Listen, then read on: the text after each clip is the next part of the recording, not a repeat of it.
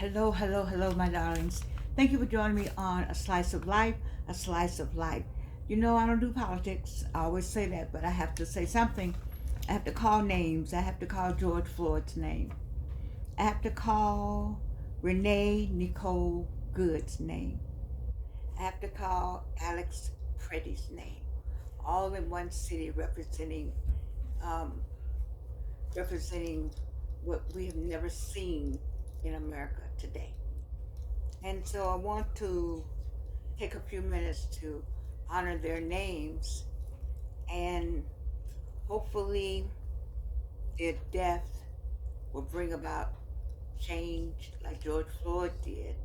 And hopefully Alex Pretty's and Renee Nicole Good, the combination of their death and how they died, will bring some consciousness to some people in Washington and allow us to have conversations and hopefully move forward away from where it looks like we're going. And it looks like we're going away from democratic principles. And that's not what many of us, those who voted, I'm not sure that's what they want to see, but I'm definitely not one that would like to see us move away from democratic principles. And those three deaths represent to me the opposite of what this country purports itself to be. Although we know that many of the enslaved people, my ancestors, were not part of the purported plan of liberty and justice for all. But that's where the Constitution has brought us today, and I like to see the Constitution be honored, however that may be. And so, what can we do? I listened to Joshua Giles today. And one of the things I talked about in 2025 was to get ready for 2026. Because I said it's not going to be anything that you've never seen before.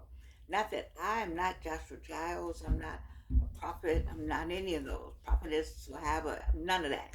But I knew, I've been telling you, I just knew in my spirit that it was going to be a rough year. But I've also been telling you, I've also talked to all of you about 2026. What we're doing in 2026. What we do in 2026 is going to impact the next 10 years. And that is why I'm talking to you about aligning yourself with the ability to generate in a, generational funds, generational wealth.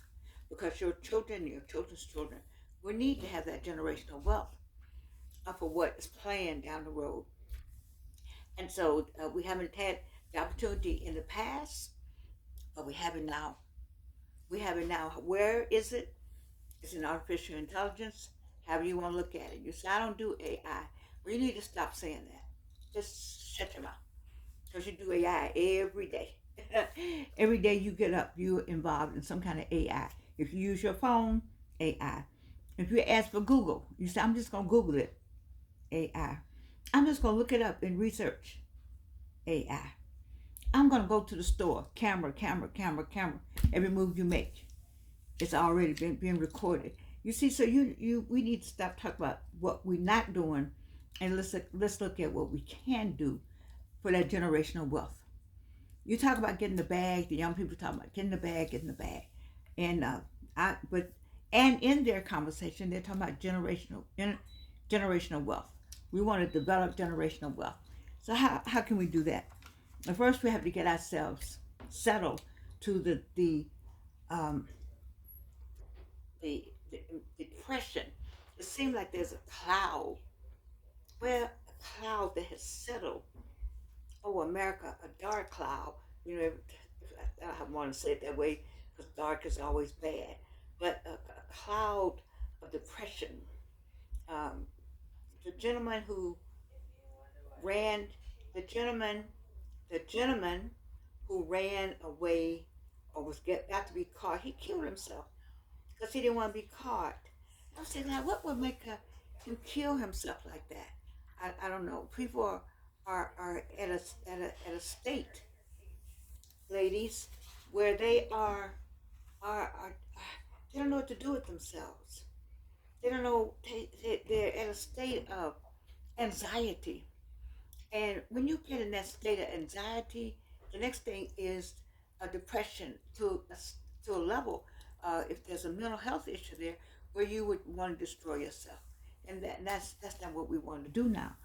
I talk to you about, and my purpose for this show and everything I do when I sit here is to get you moving, to to offer a service in my own way of saying to you, I know people people are saying, "Oh God, we prayed and we prayed," and the next day, Alex Freddie got killed, but we still have to pray.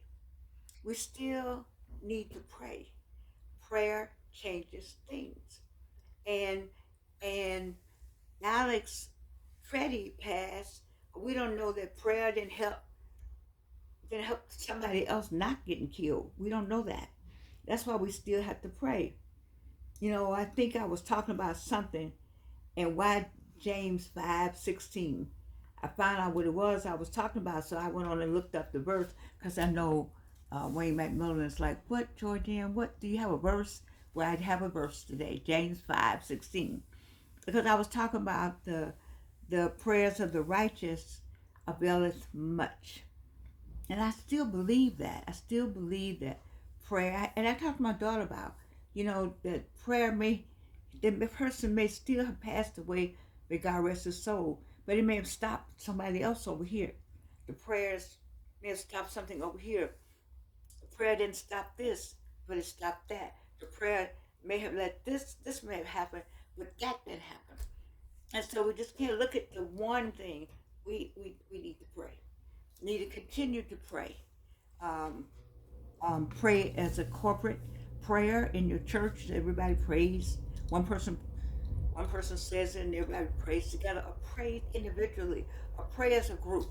You hear me talk about Anita K. Johnson on her family phone call at 7 o'clock or 6:30 in the morning. I'm not sure what time it is. They've been doing this family phone call ever since we could do conference calls. So that's about 20 years. They've been doing family phone call. Get you with somebody and start today. If you're by yourself and you're just wondering, he says to go into a closet and pray. Don't necessarily let everybody know you're praying. But if there's a family, get a group and just your group was gonna pray for this, and your group was gonna pray for that, and another group was gonna pray for this. And I just know it'll make a difference. I believe that. I believe that. So let's look at the first thing to do is get the you can do a three-way on the three-way on the three-way. I think they have free conference calling, and get a number that doesn't require a second number. That'll be easier. And everybody call this number at 3 o'clock. And at 3 o'clock, we're gonna pray. At 3 o'clock, and we're gonna pray for. And you just get your one person you wanna pray for, or your one idea you wanna pray for, or the one something that'll help save this country. Because we only got 2026. Now I know you said, I told you in 2025, and I told you I was going to tell you so. Did I say that? I did say. I said, you don't want me to tell you in 2026 when I was in 2025 that I'm going to tell, I told you so. But I'm going to go and say it because you don't believe me. So I'm going to say, I told you so. I told you this. I told you it was going to be rough in 2026. We haven't gotten through January. We haven't gotten through that. January, we haven't done the hot summers. We only, listen, people, 2026 is all we get because 2027, the closer we get to the end, the more impactful the end needs to be on the present. I'm going to say it again for the people in the back. The closer we get to the end, the more impactful it's got to be for the present, whatever that present is. Because there's a need to not have an end. There's a need to have a continuation. And if there's a need to have a continuation, how is that going to be when the law doesn't allow it? So there are all kinds of things that are moving around. There's movers and shakers all over this world, all behind closed doors. How many of y'all looked at Scandal? See, you didn't look at Scandal. I watch Scandal every week. And there's the United States and there's the Republic. They tell you in a movie Do you know? Oh, I got to ask. Oh, Cornell told me this movie. What is the movie? Oh, anyway, there's a movie that talks about the 2025 uh, um, plan. I sent it out to a couple of people. There's a movie with Audrey Hepburn and Spencer Tracy. That's it. And in the movie, you all found that movie. All Audrey Hepburn and Spencer Tracy. And Audrey in her younger years, their younger years, they always did a lot together. And she opens up a safe and she pulls out the book. So these are all the things they're going to do. This is what they're going to do. These are the people who want power. It's not about money. See, um, Elon Musk got all the money. He wasn't happy. He's happy now because he had the power. The power just go in and just make things happen in the government. People want that power. They want it. They want it more than they want money. These people are trillionaires. Do you know we're at trillionaire stage now? When you were a young girl, you're trying to get a million. People don't even want to be millionaires anymore. They don't want to be billionaires anymore. They want to be trillionaires. It's for power. This is all about power at any means necessary. And so we gotta pray. That's the one thing. Because this number one all powerful. It's number one, okay? And it ain't up in Washington. And so we gotta we gotta do some knee work, And then we gotta take care of ourselves physically. I had a good meeting with my oncologist today. I was so happy. I'm praising God for that meeting because nothing's growing. Nothing's growing. And so that's 2 times and nothing's growing. That's a good thing. That's a good thing. It's one little something over here on the side, but we're going to watch that. All the rest, we're good. And so I need to be doing just what I'm doing. Up talking to you about the 3 times cancer survivor. That nothing is growing. Right. All the things that showed up, they stopped growing. And so I thank you. I thank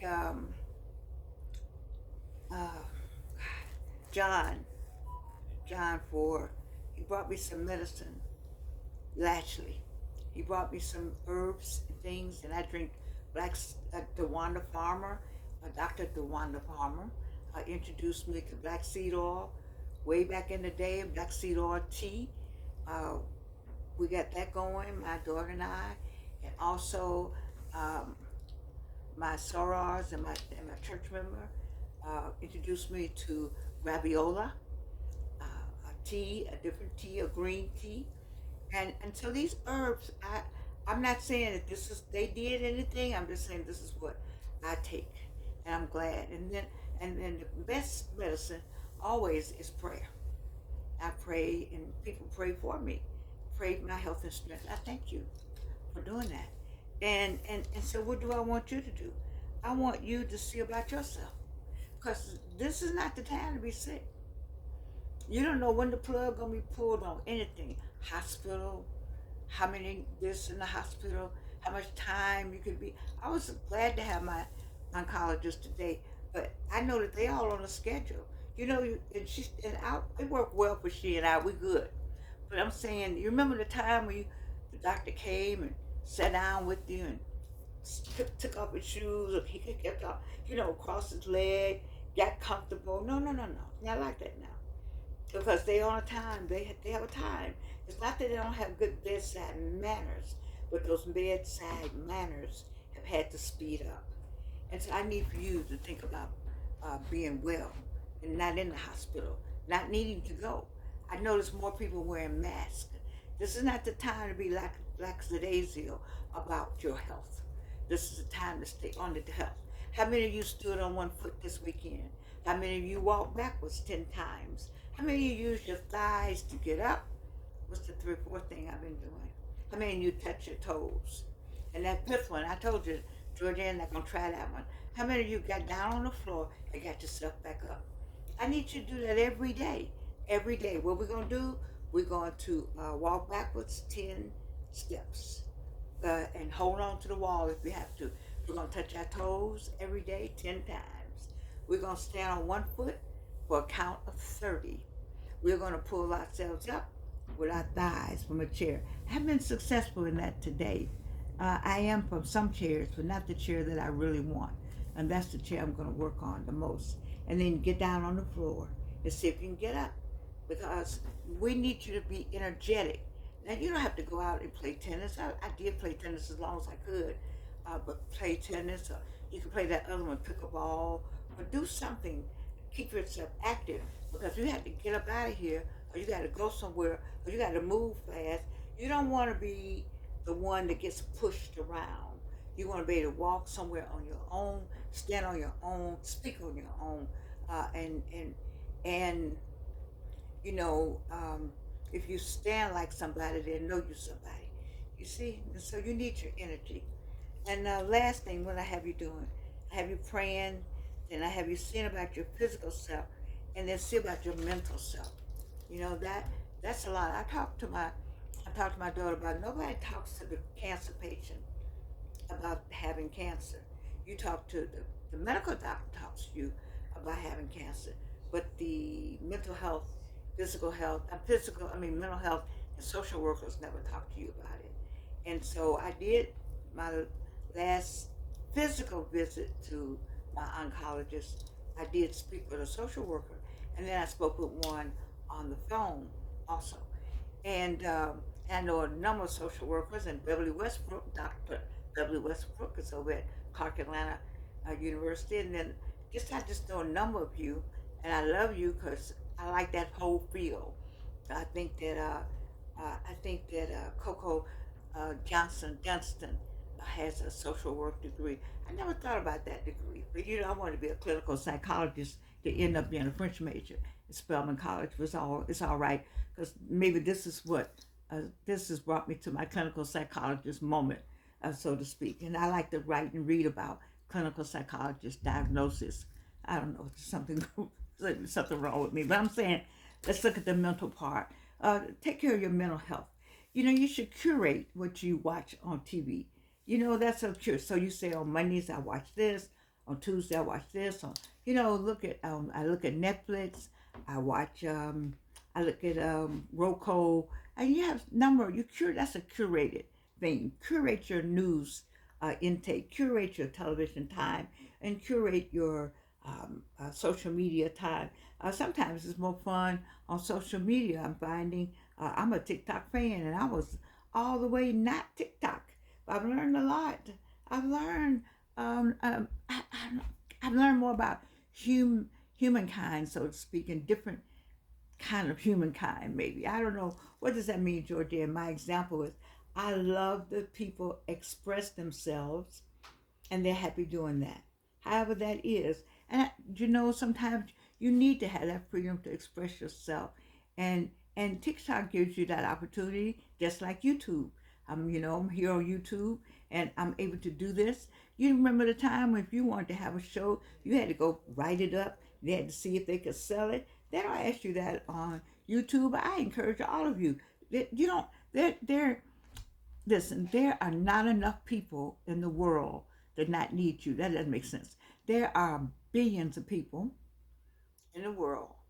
And I don't care if 20 people are motivational, like I am, a black woman, been through cancer, motivational speaker, encouraging people to live their best life. There are 1,000, you said it's 1,000 people doing the same thing. Guess what? We would not get to all the people in the world. So you said, well, I don't want to do what she's doing. Baby, you're not doing what anybody's doing. You're doing what you're doing, because your personality will bring something forward. And so I think about mental health. Think about you taking a YouTube station. Are you getting your radio station? Somewhere in my phone, I don't know how, maybe 2 years ago. I suppose it's still there. I don't know. But I started a radio station on my phone. And I don't know what happened to that. I've been so busy. But you ever wanted a radio station? You can have your own radio station. This is the time. 2026 is your time to get into whatever that is. You like to cook? Get your phone, put it on some kind of something, turn on YouTube, get your YouTube channel, and make them greens and cornbread, whatever you want. You say, well, everybody's doing that. No, everybody isn't. Nobody's doing the greens like you. Nobody's doing the cornbread like you. Nobody's doing anything like you because you're you. Do your fingerprints match anybody else's fingerprints? No, they don't. And God sent you here on a mission. Yes, He did. Yes, it is. And how do you know that that one person who said, I don't want to look at cooking shows, and they come past yours, but you said something that caught that person's attention. And that person needed to know your information. Like, oh, wow. You do it. You do it, and you don't know who you helping. I don't know who I'm helping when I'm talking about the cancer, when I'm talking about what happened, when I'm asking you to pray. It may be a person who said, I get tired of praying. And they hear me say praying. And at that very moment, the Holy Spirit is talking to them. At the very moment I'm talking to them, and they hear, and something snaps. So you have to keep doing what you're doing for the one thing that snaps. It doesn't snap with you, but it snaps with somebody on the other side of this phone. I listened to Joshua Giles today. I did. And he said something that I talked with another friend of mine about. He talked about the earth is not happy. The earth is not happy with what's going on in the world today. That the earth is an entity itself. The earth is soaking in all that's going on. The earth is not happy. You see, yeah, so if you wonder why you're not happy and you can feel the weight of the world, just imagine the earth is not happy. The grounds they're not happy. And when I see the indigenous people and when they do their pounding on the earth and they're honoring the ground, the earth, we're going ashes to ashes, dust to dust. We're not honoring it. We're not honoring the earth. And the earth, I understand, according to Joshua Giles, is tired. That's why we have, that's not the main reason that we having so much climate change. We didn't take care of the earth. We did not honor the wind. We haven't honored the trees. We haven't honored the flowers. We haven't looked up at the sky at night and thanked the sky, looked at the stars and thanked the stars. We haven't looked and we haven't honored anybody. We haven't honored anything that we have dominion over. I'd like for you to read. This piece might be too heavy for some of you all, but you might want to read. You already have this book. This is the book from the One Woman Show that I'm forever grateful for in 2020 at the Absalom Jones Center for Racial Healing. I'm grateful for everyone that helped me, encouraged me, and put me in that space. I wouldn't have had this book either. But one of the things I talk about that you may not be able to take this piece. I don't know if you can take it. It's not for everybody, but it'll tell you it's called Macabre Reality. Let me see. Can you see it? That one. Macabre Reality. I need you to read that. You need to get that and read it. In the meantime, in between time, we need to honor the earth too. And all this pollution of the mind, the evilness, the spirits, they're soaking into the earth, And I heard him say, I'm praying about this though. But I did hear him say more earthquakes and more climate control issues. It was a bad storm. We prayed in Atlanta. I said to my daughter, we didn't get it here because we started praying. We prayed the last one away. And we're going to continue praying when as soon as they say it's going to be the worst of the worst, that's the worst. As soon as they say worst, that's when you get, thank you, Eric Moore, you need to get your knee pads. He told me something about knee pads this weekend. Thank you, Eric. You know I love you for it. You're the only one that called me by my middle name, by the way, that nobody else knows but you and my daughter. I'm going to get you one day. Anyway, get down we got to get down on our knees. Every knee must bow, Now, in terms of when I say getting up off the floor, getting up off my knees is a challenge Maybe that's the challenge that we all need to have. Let's try that one. Let's add that, getting down on your knees and praying, because you got to get on your knees, and you got to get up. You say, well, I can't get down there, Jordan. Okay, I don't let that stop you from praying. But if you want to do my challenges, because we got to have the physicality, we have to have we have to be mentally stable in order to pray our way out of what's going on. And so I still send love, hugs, prayers to the George Floyd family, to Renee Nicole Good's family, to Alex Pretti's family, and to all the names, Sandra Bland. We could name all our names. We got a list our own selves. We got a list that still has not been, um, still not. It still should be a list. That should be the list. With these names added to a list that already exists. Can I get an amen on that? We're in some sad times, people. We're in some sad times. I don't want to say I told you so, but I do want to say I'm telling you now to listen, run this one back, and get yourself prepared. We only got 2026. Well, we got all of 2026. We're gonna have a whole year to work on what we're supposed to be doing. We're in the first quarter. February is coming, and then it's March. We're gonna come out once we get through this first quarter. I expect you to be working on implementation on the second quarter. Right now, we're talking and we're thinking, we're praying, we're gathering, we're convening, we're studying, we're in class, we're joining, we're collaborating, all of that. But in the end, 2026, December 31st, only God. I love you. And you can't do anything about it.